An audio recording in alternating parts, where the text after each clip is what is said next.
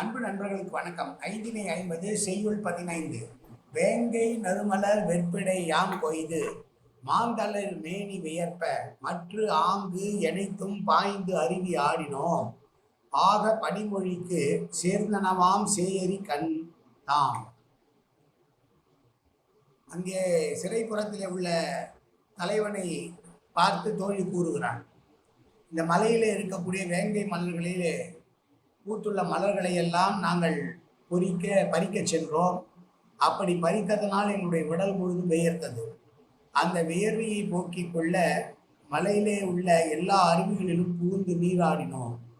ஆகவே மென்மையான சொற்களை சொல்லக்கூடிய என்னுடைய தலைவிக்கும் கண்கள் செவ்வரி படர்ந்து சிவப்பாயின என்று தோழியானவள் செவிலி தாய்க்கு சொல்வது போல அங்கே அருகிலே சிறைப்புறத்தில் இருக்கிற தலைவனுக்கு சொல்லுகிறாள்.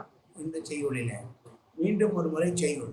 வேங்கை நறுமலர் வெற்பிடை யாம் கொய்து மாந்தளிர் மேனி வியற்ப மற்று ஆங்கு எனைத்தும் பாய்ந்து அருவி நீராடினோம் ஆக பனிமொழிக்கு சேர்ந்தனவாம் சேயரி கண்டாம். நன்றி, வணக்கம்.